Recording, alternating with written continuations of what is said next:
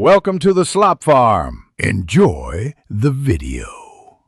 You start by ensuring you have admin rights and access to the domain registrar.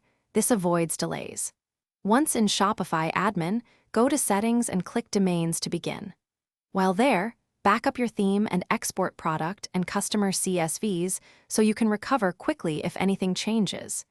You need the new domain's DNS login details ready. Without them, you cannot update or CNAME records. Now proceed to add the new domain inside Shopify's domain panel to register or connect it. Now choose whether to connect an existing domain or buy through Shopify. Connecting keeps your registrar but still requires DNS edits.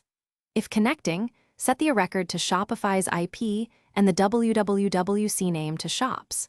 Miss Shopify. Com at your registrar. This tells traffic where to go. Disable domain forwarding and remove conflicting records, then check for a required TXT or unlock setting if transferring. Make sure to verify in Shopify. DNS changes can take minutes to 48 hours, so be patient while propagation completes.